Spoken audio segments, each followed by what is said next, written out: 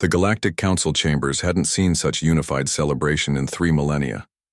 Representatives from every major species, the crystalline Vorthak, the gaseous Nephilim, the insectoid Kretak, and dozens of others, raised their various appendages in triumph.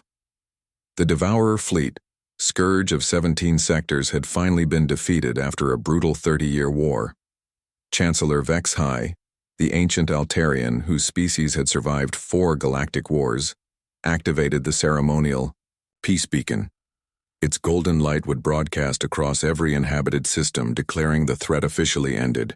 The remaining Devourer ships had retreated to the void beyond the galactic rim, and the combined fleets of the Alliance had them trapped there, contained but not destroyed, a compromise that had taken months of negotiation to achieve. Today, HFY announced, his voice carrying across subspace to billions of worlds, the galaxy is finally at peace. The Devourers are contained, our worlds are safe, and we can begin to heal. The celebration lasted for days. It was during the 3rd day of festivities that the anomaly appeared. Captain Zara Chen emerged from the hyperspace tunnel in the outer system aboard the UES Defiance, humanity's newest and most advanced warship. She had been expecting to arrive at a war zone, her ship loaded with enough firepower to level continents, and a crew trained for the fight of their lives. Instead, her sensors showed her a galaxy throwing a party.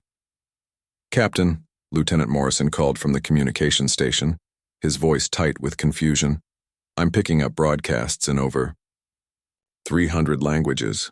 They're all saying the same thing: the war is over, has been for 72 hours. Chen stared at the tactical display showing hundreds of alien vessels in peaceful formation around what her intelligence briefings had identified as the primary staging ground for the final assault. Her jaw tightened.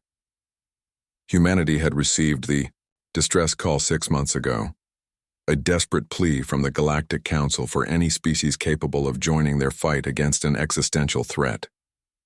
Earth had responded immediately, retrofitting their entire fleet, mobilizing their armies and sending their best through the most dangerous hyperspace route known to exist. They had lost 12 ships just getting here. "Ma'am," came another voice from the sensor station. "I'm reading massive energy signatures from the galactic rim. Long-range scans show something's happening out there." Chen pulled up the data on her personal display and felt her blood turn to ice. The energy readings were off the charts, and the spectral analysis showed patterns she recognized from the intelligence files. Devourer ship signatures. Lots of them. And they were moving. "Get me a channel to the Galactic Council," she ordered. Within minutes, Chancellor HFY's image appeared on the main screen, his expression shifting from diplomatic courtesy to something approaching panic as he took in the bridge of a human warship. "Impossible," he whispered. "You received our call?" "But the hyperspace storm clusters. No ship could survive passage through that region." 12 didn't, Chen replied grimly.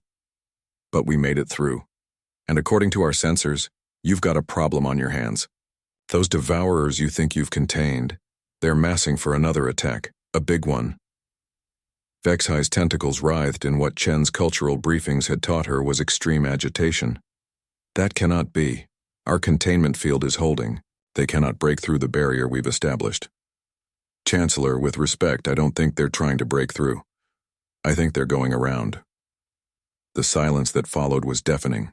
Chen could see other alien figures gathering around HFY, their various forms of communication creating a cacophony of clicks, whistles, and harmonic tones. Finally, the Chancellor spoke. "Human Captain Chen, we made a tactical decision. The cost of completely destroying the Devourer fleet would have required sacrificing 3 entire star systems. We chose containment over annihilation." Chen nodded slowly.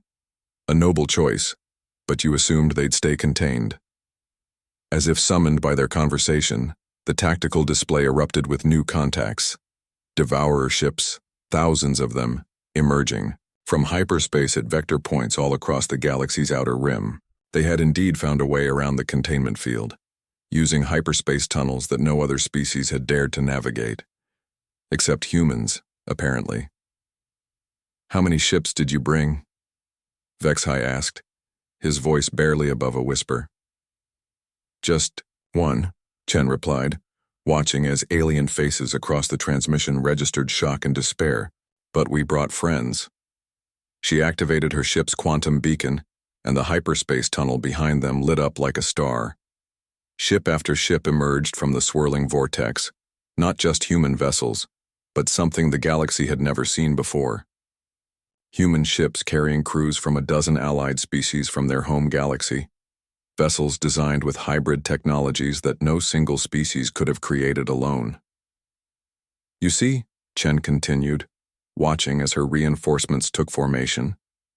Where we come from, we learned something important about fighting existential threats. You don't contain them. You don't negotiate with them. You don't leave them lurking in the dark, building their strength and plotting their return. The Defiance's weapon systems came online with a sound that resonated through the hull like a predator's growl. You finished the job. The second Devourer War lasted 6 months. When it was over, there were no Devourer ships retreating to the void, no containment fields, no uneasy compromises.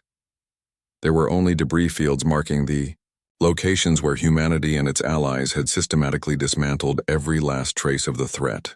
The Galactic Council invited humanity to join them as a permanent member. Earth accepted with one condition: they would handle the next existential threat themselves. The galaxy agreed, though many privately hoped such a threat would never arise. They were wrong, of course. It always does. But when it came, 3 decades later, it found a galaxy that had learned something important from watching humanity work. Sometimes, arriving late to the party just means you get to clean up everyone else's mess.